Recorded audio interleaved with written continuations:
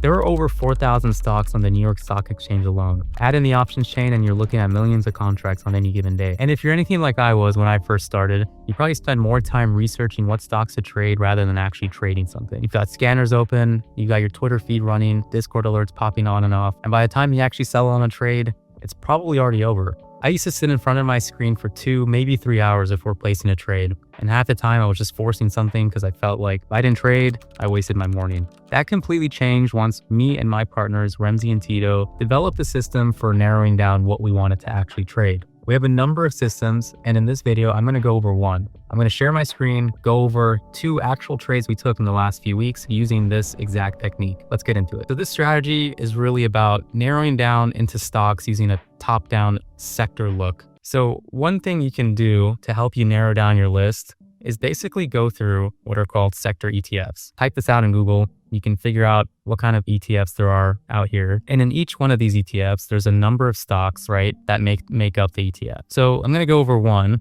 and this is one that helps us catch a really good trade. And this is IYT. So this is an ETF that goes over the transportation sector. Early December of last year, we saw a big breakout in this sector, in the transportation sector, and it held really well. So every time it came back to this breakout level, it held once here, came back in here again, held, another time held. So it held 1, 2, 3, 4, 5 times. And then it started breaking out again. This new year began, right? It broke out and it based quite a bit. And so this was on our radar. We wanted to trade stocks that were in the transportation ETF. So what stocks are in there?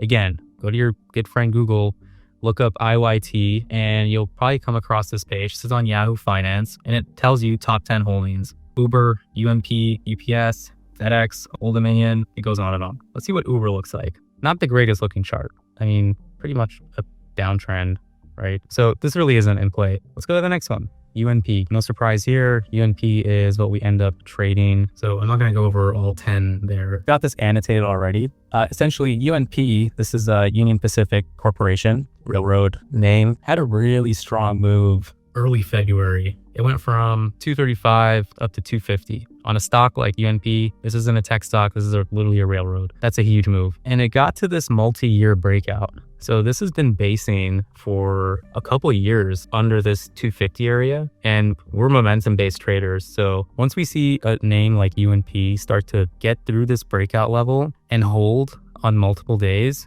this becomes really interesting to us. So once this hit 250, we said, hey, UNP is in play. This is a stock we want to watch. It's already moved pretty strong in these 2 daily candles, but it's held really well in these 2. So we've got a nice little base above all-time highs. And so on February 9th, which is a Monday, we wanted to watch this stock and we waited for sort of intraday momentum and we entered a trade on this. So this was February 9th. UNP is the type of name that you don't really want to trade weekly option contracts on just because you want to give a name like this some time to actually move because it can be a slower mover, even though, in the most recent time frame, it's moving really fast. Let me go into the options chain here, and I'll tell you exactly what we traded. So February 9th, right now we're on the February 27th chain. So imagine, yourself a couple weeks ago, which you choose. We really focus on the monthly contracts for swing trades. In the case of UNP,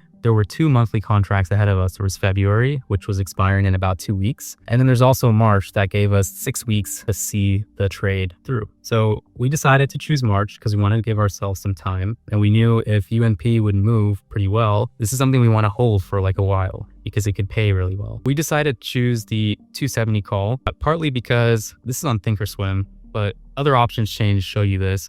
There's an implied move, based on the volatility of the stock. For example, for March, the implied move is 16 points up or down. At the time, the stock was around 250 to 253. So we wanted to stay relatively close to the implied move, maybe slightly out of the money to capture some of that IV expansion. And so that's why we chose the 270 call. Because at the time, the implied move was probably around 2 weeks ago. So probably around 18 points. The 270 was right there. So we bought that 270 call at 1.8, so $180 per contract. The next day, UNP exploded, had a really strong move. We started trimming profits the very next day. And then these ran all the way up until 5. That's about 178% return. Our last trim we got was around 4.5, roughly 150% return. Just on this one trade. That was a 2 to 3 day holding period for 150% on monthly contracts. Really, really good breakout trade. This is a great example of a clean breakout. Before I get into the next trade, I want to take a quick pause here. You've seen me run this through one example, and I'm going to show you one more. I want to do a quick plug here for our community. If you want to see us do this live every day and see what trades we're actually looking at taking, that's what our community is for. There's a link in the description if you're interested. Let's hop into the next one. So I showed you IYT, really hot sector for this year. Another big sector that's really moving well is the energy sector. So this one looks even better than transportation. Really simple all-time high break here. So energy, 2-year base under these all-time highs near 47. This is the XLE. Broke out January 13th, literally the start of the year, and has not stopped. This is straight up and to the right. Let's take a look at what's in the XLE. Again, go to Google, type in XLE holdings. You'll get something like this. Exxon Mobile, Chevron, ConocoPhillips, right? These are all oil companies. The trade we ended up taking happens to be on Exxon, is the biggest weighted stock in the ETF. So that was a little convenient. These other names were also very enticing for a trade. So with UNP, we took a breakout trade. So on Exxon Mobile, the trade we were looking for was actually a dip buy trade.